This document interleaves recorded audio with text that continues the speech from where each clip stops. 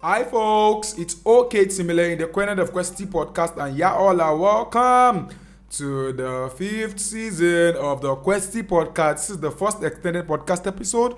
That means that this is the podcast episode that extends the conversation around the road to decriminalization. How did we get here? Where are we going to? If you haven't listened to that podcast episode, make sure you listen to it. It's right available everywhere you get good podcasts from. The road to decriminalization. Just search for Queercity podcast and you'll be plugged right onto that. So this is the extended podcast episode. We're having this conversation around how did we get here? The community, the meetings that happened post SSMPA passage. We'll be having all of those conversations around how the community reacted, and I would not be having this conversation alone. I'll be joined by Cheikh Traore. Cheikh is a public health person and also an LGBTIQ advocate who are toured between Nigeria, Lagos most especially, and London. Also be joined by Olumide Makanjuola. Olumide Makanjuola is an LGBTIQ activist living in Lagos, Nigeria. Also Bisi Alimi. Bisi Alimi is an LGBTIQ activist living in London too, but also Shovels, Nigeria. And lastly, we'll be joined by Agev. Agev is an LGBTIQ activist from northern Nigeria. We all will be having a conversation around the community reactions to the SSMPA and how all of this happened. Don't forget, this is the extended podcast episode. It's available on Spotify, Apple, and Anchor for just $10 per month. Please subscribe. All of your subscription keeps us going. And if you're not subscribing and you're listening through YouTube, make sure you see all of our ads as they help us to fund our work. You can also donate to us via our website at www.queercitypodcast.com. Make sure you check out all of our events. They're all around on our website at www.queercitypodcast.com. For further information, reach out to us via email at thequeercity001@gmail.com, thequeercity001@gmail.com.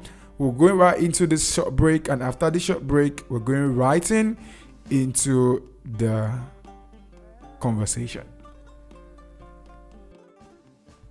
Hi there.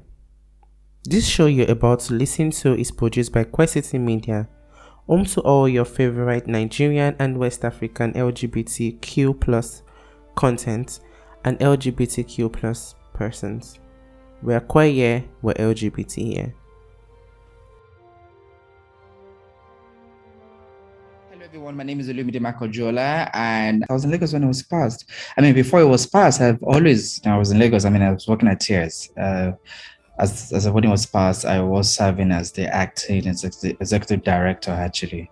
I was already executive director when it was passed. I was already the executive director when I was passed, but I was in Lagos. Actually, I think I was at home when we at first received the news from allies and friends in government around that actually it was signed, but none of us could get hang on the signed copy of the bill. So what we had to do the next one was started to call people to find out who knows who or how could we get it. But somehow it became a public document and that was it. So we knew actually that it was signed before it was so even though it was signed on the 7th, we knew it was signed from that day or even the night before. They were already I don't want to say rumor, but it was hush talk going on around, people calling, have you heard that this is going to happen or this has happened? So it was when it became public from the government hand, then it then confirmed all the talk and the hush conversation that we had had.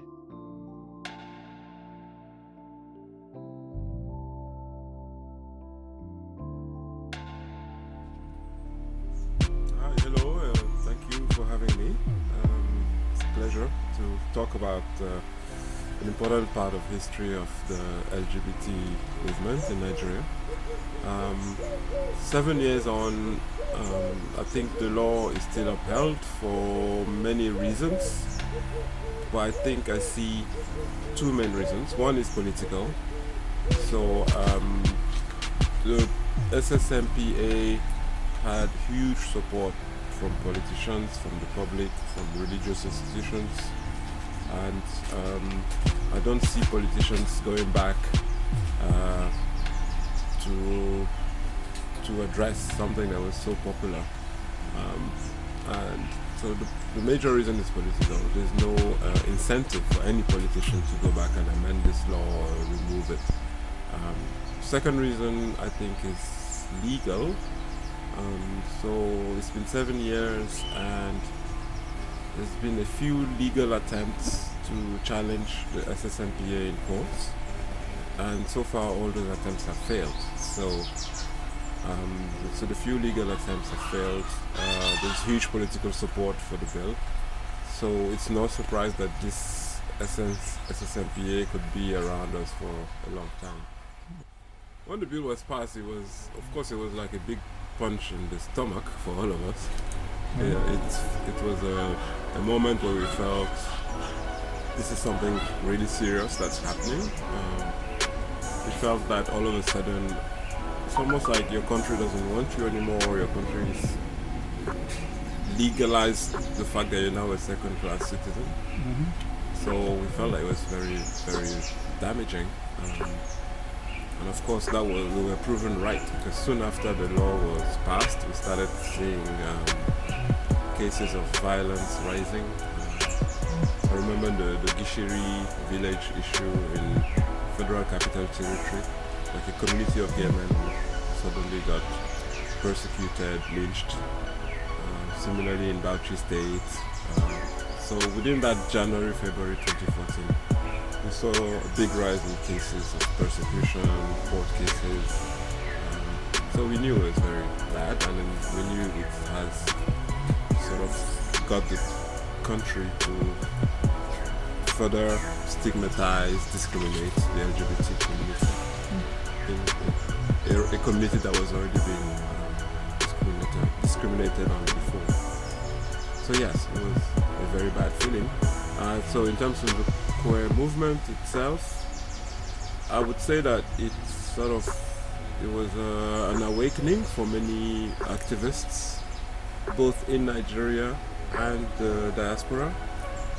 And I think it has changed a lot in the way the queer movement operated. Some of it is actually good, but it has changed a lot of things, quite a lot, on many levels. How did we get here in the first place? Because one thing I sit down to think about is earlier than the SSMPA. The SSMPA is not the first law that criminalizes LGBTIQ persons or that criminalizes gender or sexually diverse people in Nigeria. We have the penal code before then, and even for places like Lagos, we had like the Lagos SSMPA. How did we get to the place where the SSMPA had to become a thing? That's a good question. I'm sure different people have different opinions, but let's not forget that the law was in the making for many years. So what we now call the SSMPA actually had different names. It actually started off under the first debates in Parliament started under Obasanjo, continued under Yaradua, and then Jonathan Goodluck. So it took about 7 years of debates with different names, 2 successive parliaments. But one thing is sure is that in the context of Nigeria, the support for this law came from the religious establishments, both Christian and Muslim, primarily Christian actually. So the proponents of the law outside of Parliament and within the Parliament were mostly Christian leaders. So how did it get here? There are many people who think that Nigeria was not the single country where we saw this rise in religious support for further criminalization of LGBT people. And that's true, because while it was happening here in Nigeria, the similar debates were happening all over the English-speaking world. And many people have linked it to the debates that happened within the Anglican Church. So there was a debate in England about more acceptance of LGBT people within the Anglican Church, and that created a huge rift or a big divide between progressive Anglicans in Europe, let's say, and more conservative Anglicans in Nigeria, Ghana, Caribbean, Uganda, etc. And then we started seeing these attempts to legalize homophobia. So I see a direct correlation between the debates that were happening in the late 90s within the churches and the push for further criminal laws against LGBT people. And the USA was also a big part. Yeah. So the question is, Domingo Obende is saying he sponsored the SSMPA to quote and unquote stifle the menace of LGBTIQ persons. But in the reality, what the bill did was to stifle the work of LGBTIQ activists in Nigeria, the work of LGBT organizations in Nigeria. And at this point, you were actually working with the biggest in Nigeria. How did you feel about yourself? That's for your safety and the job you do. I think, first of all, let's even start from Obende himself. I think Obende lied, first of all. I mean, yes, he must have sponsored this very bill that ended up being passed. But what we should not forget that the conversation of criminalization started before the bill that was sponsored by Senator Obende. The conversation around criminalization started as way back as 2007.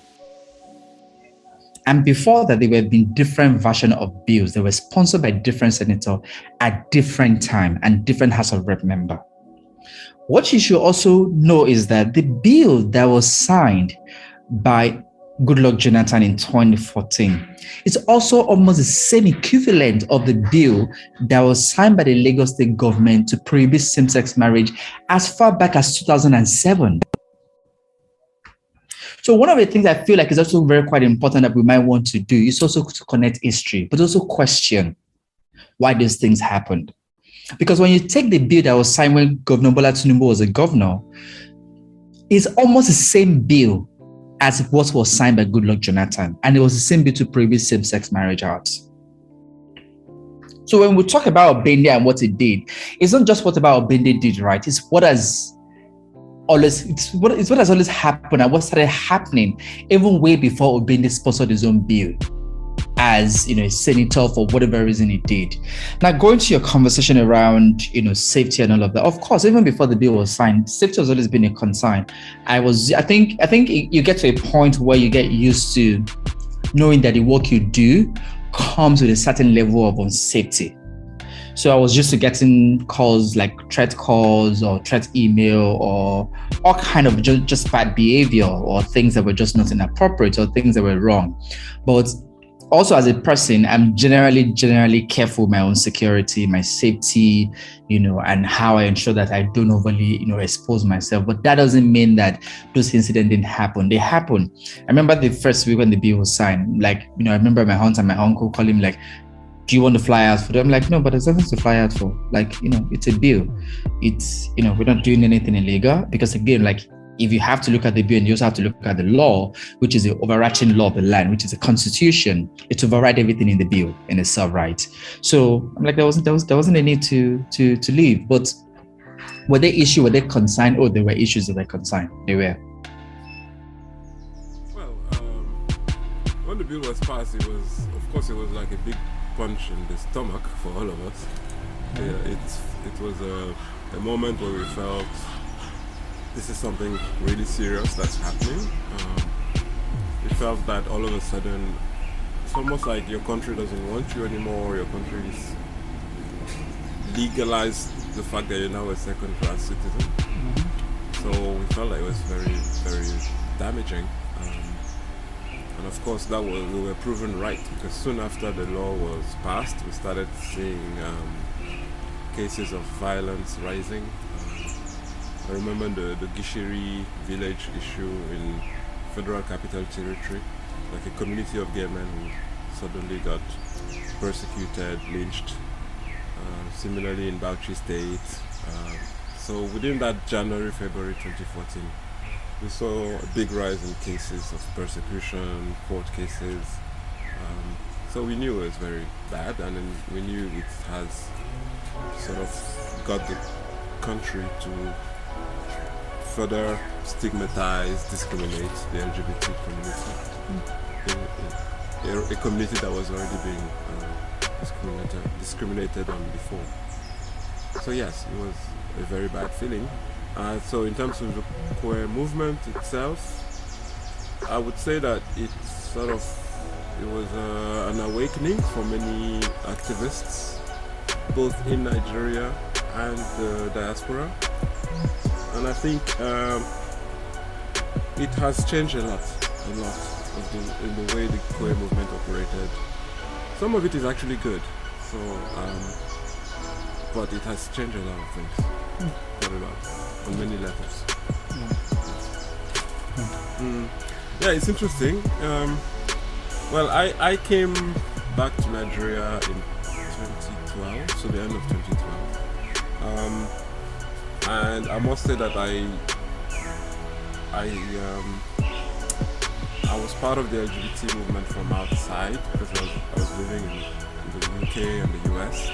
So I knew what was going on inside, and then eventually I moved to the country in 2012. What I can say is that the movement was trying to grapple with advocacy to stop the passage of this law. But don't forget, the law has changed several times. So initially they were scared about gay marriage, so they were trying to ban gay marriage. And then they realized that there's probably other things to do. So how to stop the nascent LGBT movement, or how to stop organizing of LGBT people.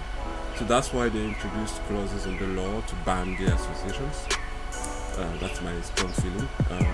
So they were maybe sensing that people might want to organize, and they made it illegal, basically, to even organize around this law. But the law itself took several ups and downs, several changes, several things got added to it.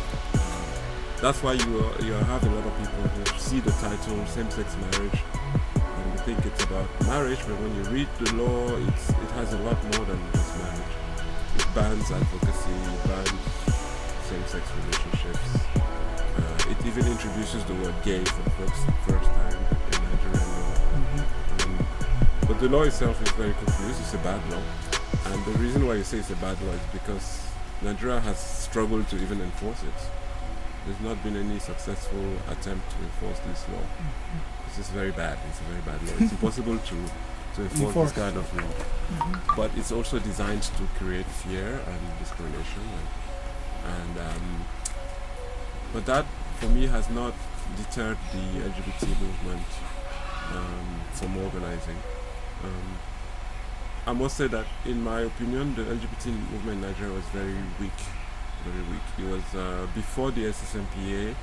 It was centered around a number of activists. In fact, I must pay tribute to a number of activists who actually brought me into the circle. So I'm thinking of Dorothy Akenova from Niger State. I'm thinking of Bisi Alimi, Ifeanyi Orazulike, many others, Otivo, Obiawu.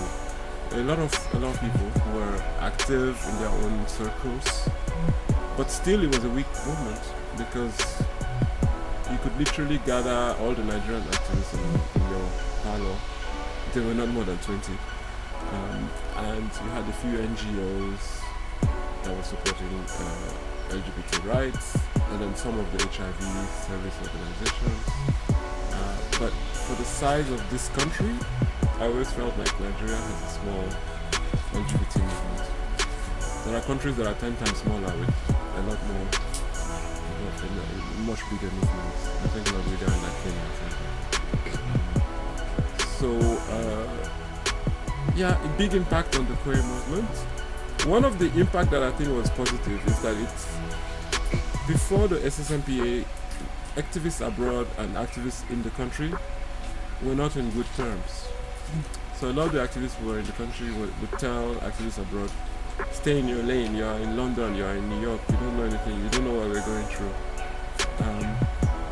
But after the SSMPA, everything changed. People were forced to get together. And the meeting in Benin Republic in January was a good example.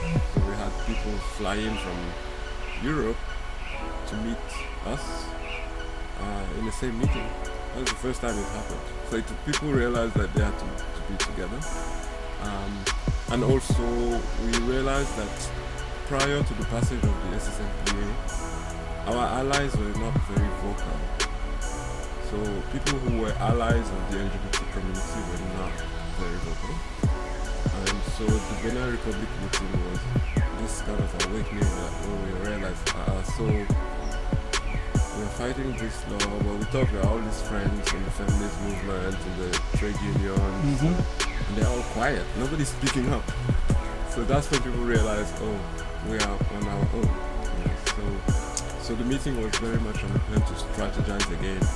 All these people we thought were allies, why they're all quiet. Very few people spoke up against the SSMPA. Very few in terms of the allies. So the meeting was about that. How do we work with diaspora better? Where do we find allies? Where do we find funding? Where do we go? So there were all these questions. That's for the Cotonou meeting. In terms of meetings that happened prior to the passage of the law, I attended maybe 2 Abuja meetings. Again, they were called by the Coalition for the Defense of Sexual Rights, CDSR. And at the time, it was very much lawyers who support the movement, meeting with activists to sort of try and, first of all, get allies to speak up on our behalf, get our views out in the media. I must say we didn't succeed. So, for example, we would draft communiques to alert the Nigerian public about the dangers of these laws, because we felt that these laws were actually dangerous for everybody, not just LGBT people. But you wouldn't believe that some newspapers even refused to carry our communiques.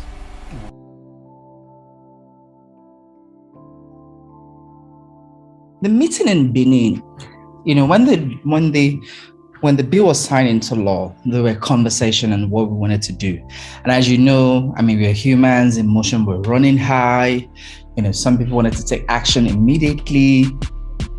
Some wanted to take a step back. This is not what anyone has a template on how to do it, right? So all of us were literally walking into the situation with no prior experience on dealing with that kind of situation in itself. But of course, we all did have experience in dealing with all kind of different situations. So there were conversation, but there was also concern around hosting the meeting in Nigeria at that point. People were worried about the meeting being busted, because if you did remember in 2014, the conversation was heated. It was a very heated debate that went on for so long. So we then said to ourselves, okay, we will have a meeting to talk about our strategic approach on how to address the situation. But one thing everybody did raise as a concern was safety and security. So we decided to take a meeting to Benin Republic. And when I say we, I'm talking about TS, because the meeting was being hosted by the Initiative for Equal Rights. TS had gotten money to host the meeting from one of its partners. We didn't tell anyone where the meeting was going to happen. We didn't say anything to them. We bought tickets for everybody to fly to Lagos for those who were outside of Lagos.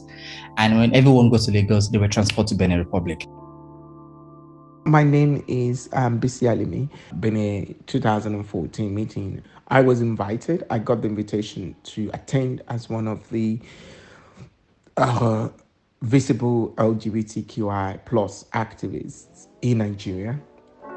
And don't forget, as at that time, I was already living in the UK. It wasn't a meeting where we were gathering to make decisions. It was a meeting where we were gathering to consult and know how to react to the Same-Sex Marriage Prohibition Act that was signed that same January of that year, that same year. That was January 2014. And the whole idea was, as a movement, what do we do? How do we position ourselves and how do we build a movement that will challenge the law. But I also think that more importantly, how do we come together stronger and better, considering the differences that were operating within the movement as at that time.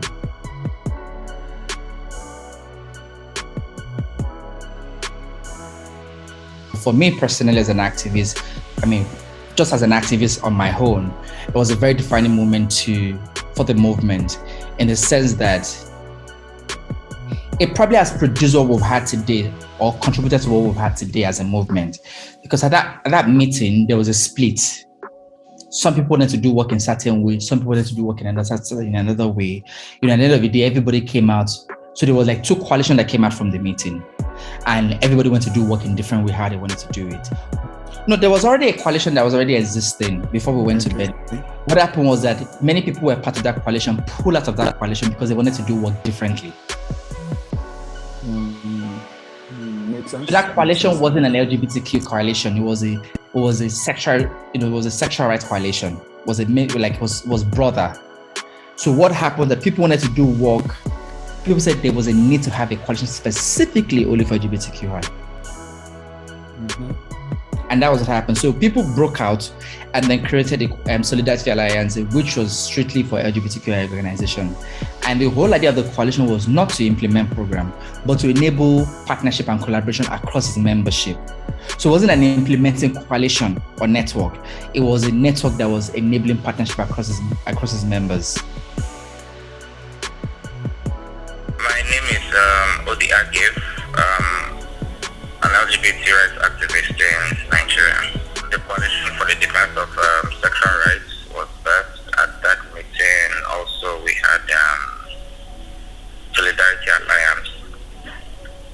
So it was like disagreeing to agree, sort of, but there wasn't anything wrong with, people had agreed that there wasn't anything wrong with having two coalitions in the country championing LGBT rights. So that had happened. I belong to the CDSR, the Coalition for the Defense of Sexual Rights. So I know more of CDSR, what's going on in CDSR and stuff, which is still in existence. However, the last time we met was probably in 2018. Yeah, we need to have, review the work we're doing, look at a strategic plan. But there is still a functional WhatsApp group. I don't know much about what happened. People did appreciate Hala and the work that he had done. What people were saying is that we need also our whole space to have a conversation. We need a coalition that is strictly for people who are like us. It doesn't mean that we will not do work with that other coalition that was mainstream. But because to also do work with that coalition was also quite important, right? Because we also wanted to mainstream the issues, right? We didn't want to isolate the issue. But in terms of strategy, partnership, and things like that, people wanted to do those at the community level instead of including Halai. And the whole idea was, as a movement, what do we do? How do we position ourselves? And how do we build a movement that will challenge the law? But I also think that more importantly, how do we come together stronger and better, considering the differences that were operating within the movement as at that time. I can't really say much about what the resolution of the meeting was, but I think the most important thing was that from the meeting, the meeting led to the creation of the Solidarity Alliance, which unfortunately is non-existent. And I think that its non-existence speaks a lot to what is the challenges with community movements for LGBTQI people in Nigeria. It's quite sad. I think for me there could have been a form of consultation, and there could have been a mediator. There were no mediators, so we were left to facilitate the conversation ourselves. And with all the differences in the room and very outspoken, very opinionated people, things didn't go as planned. So that was a major setback. And then that means that, there was no resolution, there was no agreement in of itself, and that was really quite challenging for me. I mean, there were many things at the meetings, to be very quite honest with you. Like, there were many things at the meeting that happened. But one thing that was clear was that there was a desire to challenge the law. There was a desire to change many things. There was a desire to change heart and mind. There was a desire to change, to look at broader, protection for LGBTIQ person, decriminalization. There was desire to do many things, but also what was also very quite clear is that there were also desire to do it differently. And people wanted to do things differently, So we came out of that meeting with people finding alignment with who they thought shared their ideology and principle. So, for example, some organizations like, oh, okay, this thing that this person is saying align with how we wanted to do our work. So there were partnership among some of those organizations like that. What happened was that when we came out of that, people were doing different blocks of work based on how they connected with the different organizations and how those things connected to their own idea and their principle. Not just that it started there, because I think it would be unfair if what the LGBTQI plus movement in Nigeria has become now could be ascribed to the Benin Republic meeting. I think that what happened in Benin Republic contributed to what the movement has become, but the movement has been falling apart long before that time. And I felt like because we're very comfortable in our own small little clique, we couldn't be conscious enough and intentional to be able to see that the movement was falling apart. And so for me, it was, I think it would be unfair to say that Benin Republic was the end or the beginning of the end of the movement. The beginning of the end of the movement even started long before that, started long before any of the actors in Benin Republic. And the interesting thing that I want to point out is that most of the major actors pre-2004 were not even in Benin Republic, and that says a lot to how much we wanted to resolve conflict. But what then happened was that they had their proxy in the room, and they were relying on single stories that they were being fed by, the people, the powers that be. So it was a little bit messy. And what then happened was that we had history being screwed in a way that it doesn't do justice to resolution in of itself. That makes sense. Whoa. The SSMPA wasn't challenged in 2014. The SSMPA, although the SSMPA hadn't been challenged in 2014, but there had been attempts to challenge criminalization, whether it's individual in the sense of criminalization of association, which I think the SSMPA does, and there had been like micro attempts or big attempts to take these laws to court. Do you know about any of them? Yeah. You want to expatiate, please? I mean, so what I would not be able to say is I wouldn't be able to give information around where those cases are, but they are currently. I do know that there's an active case, but I don't know what this is about. I know that there's been like different process, because while I used to work at Tears, there were like times we went to court, and there were times we had to withdraw the paper back, to do additional adjustments. Because also one of the things I know that has happened and has happened that people didn't just want to go. When I say people, now I refer back to when I used to work at Tears, both Tears and some of the partners that we had then didn't just wanted to go to court to challenge the law because we wanted to challenge the law, right? Because there was also that pressure where we get like, oh, this is happening in Uganda, this is happening in Kenya, Nigeria should be doing this, and that's not the way movement work.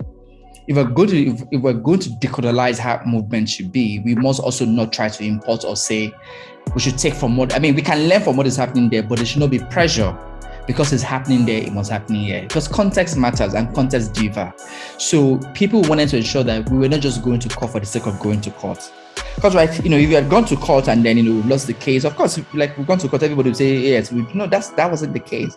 The case was to go to court strategically and ensure that you have done your own work adequately enough. And what was happening is that every time we went to submit the file, every time we went or we're ready, we'll discover one loophole. I'm like, we need to go back and do this, or something will happen, or the judge will be changed, or something will happen, or the judge or the court was on strike. So like they were processed right, but also we were also very clear that litigation is one thing.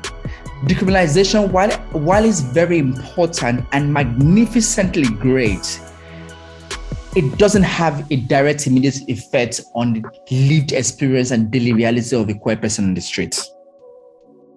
Because you can have a lot that changes, but if people don't change how they see a situation, it makes it very less different. So beyond just going to court, we also wanted to then make a lot of investment in public education and public awareness and engagement. And that's why you saw that there were a lot of work that happened around that space.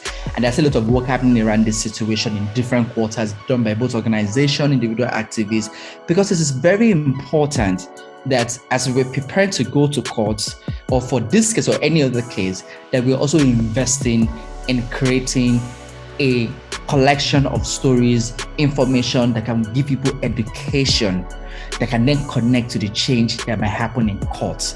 Because we know the change that will happen in court only will not automatically change things for LGBTIQ person immediately. Whoa, that's really, really introspective of you all. So I thought of the fact that before we challenge the law, we need to do our homework in fixing our immediate society. Thank you so much for that. I really appreciate the work everybody has done around that. 7 years later, would you say Nigeria is on our way to LGBTIQ decriminalization? I won't say 2014. I won't say we're on our way, but I will say that we're on our way to at least having the conversation, which, we're on our way to a place where we are almost in control of the conversation, which we wasn't before. And I think that the ability to be able to engage the conversation, control the conversation, might take us to our way to decriminalization. Because as you have seen, right, what has happened in the last 7 years is that there's been more visibility of LGBTIQ person and conversation. And what has also happened is that, technology and social media has enabled us to be able to have a wider voice on the issue, as opposed to when it was mostly conversations that were happening in TV, in news. But now there's somehow how the community and the movement is controlling the conversation. And I mean control, it doesn't be like we're in the driver's seat, but at least we are heavily engaging. We are questioning, we are trying to ensure that we provide adequate support for people who want to learn, for people who want to understand. We're trying to ensure that we can be able to create a safe space for a safe conversation. And I think that the more we do that, it takes us to a full decriminalization, but a decriminalization that is just happening in court, also social decriminalization. Because we talk about a lot of legal decriminalization, we don't talk about social decriminalization, where we have to actually ensure that there are no social stigma and social criminalization anymore. Because one of the biggest problems that we had is social criminalization. And social criminalization is enabled and empowered through legal criminalization.